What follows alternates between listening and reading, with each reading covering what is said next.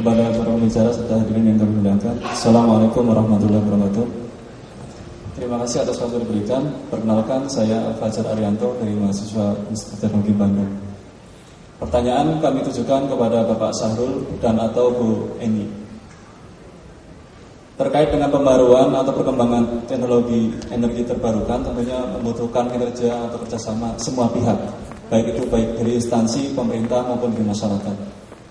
Pertanyaan pertama, bagaimanakah atau apakah sudah ada pembagian yang jelas antara semua elemen, baik dari pemerintah, lembaga riset maupun dari akademisi? Karena melihat kondisi di lapangan, malah seakan-akan kita saling saingan, Pak.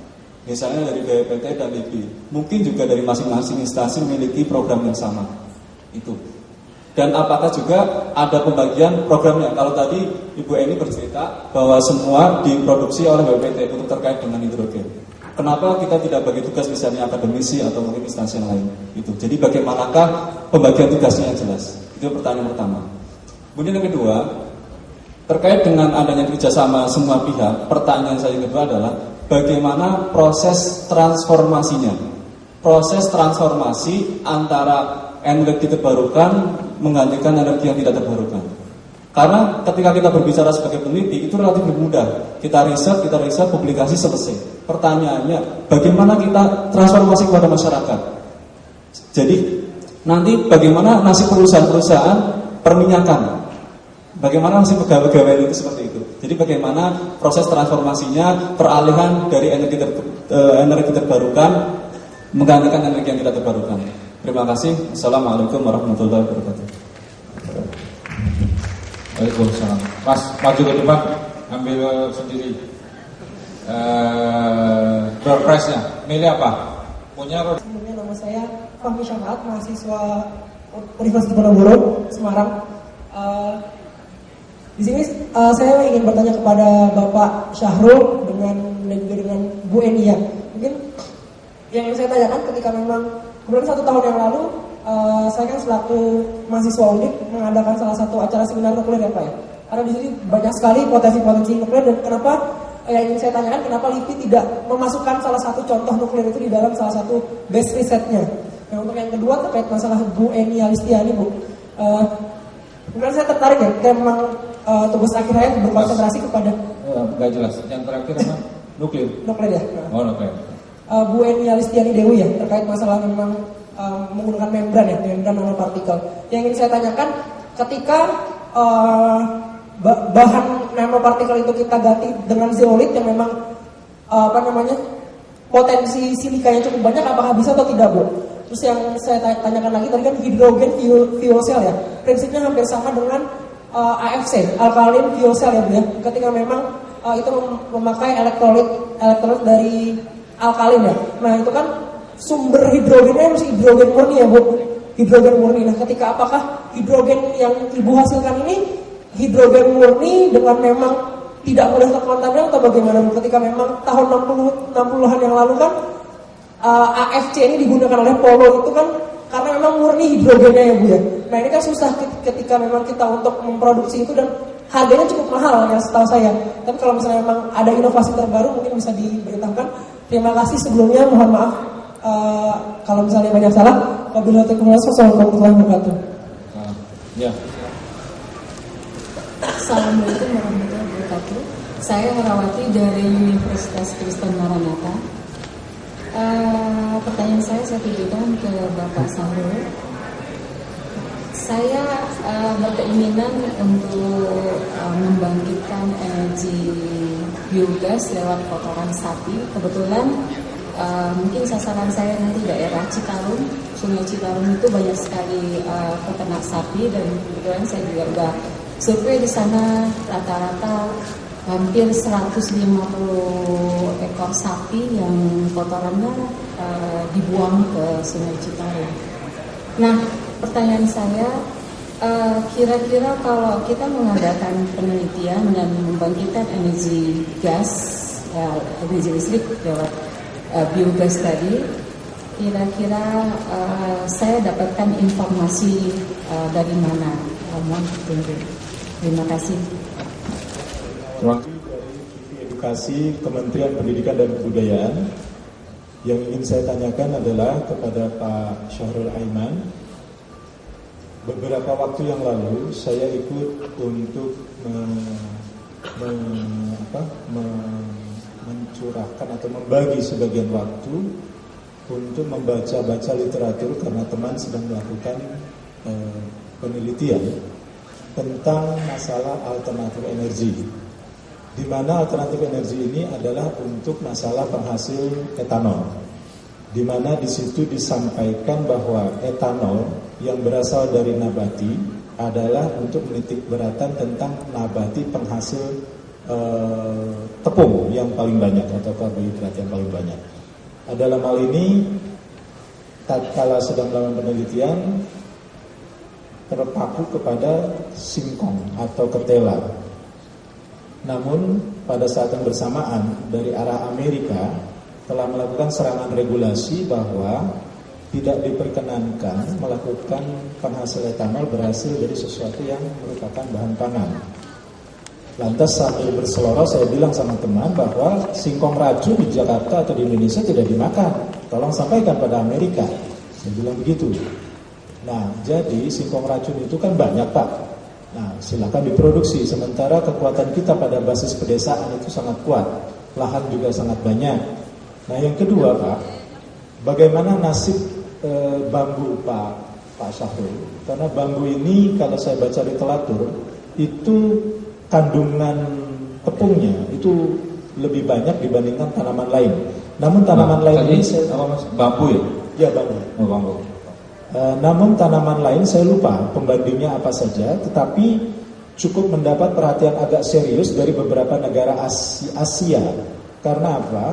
Penghasil ekstrak atau penghasil etanol dari mesin yang dilakukan atau diproduksi oleh India itu cukup dijual murah untuk penghasil etanol berasal dari bambu. Nah, sampai sempat kita merancang kepada basis produksi di pedesaan dengan sistem koordinasi pemerintah daerah. Nah, mohon penjelasan pada Bapak bahwa dari kebijakan pemerintah tentang apakah itu riset, apakah itu pengembangan, apakah itu kepada penitik beratan produksi, bagaimana keputusan pemerintah tentang penghasil dari etanol dari bidang tanaman tadi, Pak. Yang kedua, permasalahan yang saya pernah dapatkan di lapangan bahwa kebijakan tentang pembudidayaan biji jarak itu pernah terhenti karena permasalahannya tidak ada dari pemerintah yang berkeinginan untuk membeli hasil dari biji jarak itu, sehingga masyarakat merasa frustasi, sekian banyak hektar akhirnya terbengkalai. Demikian, Pak, terima kasih. Assalamualaikum warahmatullahi wabarakatuh. Assalamualaikum warahmatullahi wabarakatuh. Saya Fahmi Amhan dari Badan Informasi Geospasial. Yang pertama saya ingin komentar pada tayangan video yang pertama tadi kaitan dengan energi terbarukan ya. Jadi yang di Pandan Simo dan sebagainya itu ini kan mungkin baru setahun ya dia, atau mungkin baru maksimum 2 tahun. Sejauh mana jangka panjangnya itu ya? Karena pemerintah itu sudah bangun yang mikrohidro ya, mungkin bukan ristek ya dari SDM mungkin. Mikrohidro itu banyak, tapi lama-lama tidak terawat ya, lama-lama rusak dan masyarakat seperti tidak merasa memiliki itu kan milik pemerintah, biarin aja gitu, karena begitu ya. Karena kalau saya beberapa waktu yang lalu saya ketemu Bu Tri Mumpuni ya, yang dia juga bikin mikrohidro dengan swadaya masyarakat, itu intinya bukan mikrohidronya, tetapi bagaimana memberdayakan masyarakat. Mungkin perlu dipikirkan di sini. Yang kedua mungkin untuk Pak Syahrul ya, tentang energi yang penggunaannya paling banyak untuk transportasi itu mungkin bisa kita kurangi antara lain dengan penataan ruang yang lebih baik ya, sama seandainya sekolah-sekolah itu punya boarding school ya, punya asrama ya, itu akan jauh mengurangi ya.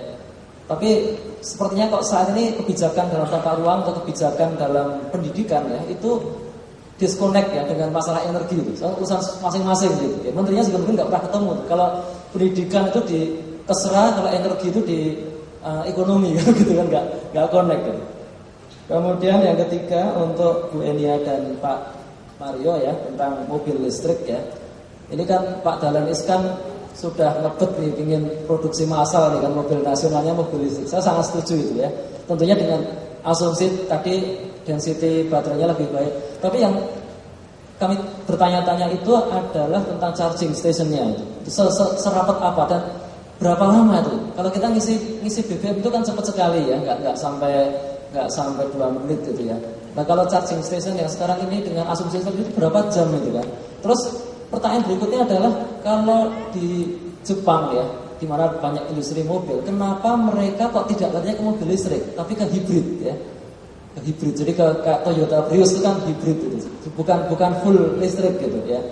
Nah, kemudian terakhir mungkin ini kan yang ada di panggung ini kan ahli energi. Kita ini sudah beberapa kali mengalami krisis di mana para pejabat tinggi negara itu membicarakan statement tentang energi atau mengapresiasi tentang inovasi energi dalam tanda kutip yang kontennya itu keliru ya. Dulu presiden bilang tentang apa? Energi biru itu ya, energi biru. Terus berapa waktu yang lalu itu ada pembangkit listrik tenaga hampa ya. Itu sampai berlarut-larut. Maksudnya kan pakar itu langsung press release atau nulis di detik.com kan bilang bahwa itu nonsens gitu ya. Jangan sampai pejabat tinggi itu mungkin tanggung jawab intelektual lah gitu ya. Dan disampaikan Pak Air Rahman tadi. Terima kasih. Assalamualaikum warahmatullahi wabarakatuh. Mungkin terkait tadi dengan penanya ketiga terkait dengan jarak bahan nabati energi terbarukan dari jarak. Nah ini memang kemarin kami baca di media itu para petani jarak itu mengeluh karena tidak laku ya, tidak laku, jadi mereka mengeluh. Nah ini bagaimana pemerintah ini? Jadi tidak fokus gitu, bahan nabati yang mana yang akan difokuskan gitu. Ini juga harus kita perlu kita tampung. Artinya petani ini mengeluh dulu jarak ditanam jarak, tapi dia tidak bisa menjual gitu, karena harganya murah. Kemudian yang kedua itu kepada Bapak Mario, saya terkait tadi dengan segi 5 terkait tadi dengan electronic system. Bapak tadi menyebutkan standar yang sudah dipakai. Nah, untuk mengembangkan motor listrik Bapak mengacu ke standar apa? Karena kami dari BSN, Badan Standarisasi Nasional, sekarang sedang melakukan kajian juga terkait dengan mobil listrik ini, komponen-komponen yang sedang kami kaji itu kebutuhan standar-standar apa yang diperlukan di dalam mendukung program mobil listrik. Mungkin itu aja Pak, terima kasih. Oke, demikian Bapak Ibu, ada 6 penanya dan ini sudah siap, kami harapkan siap dari 3 presenter. Yang pertama kami silakan Pak Sarul.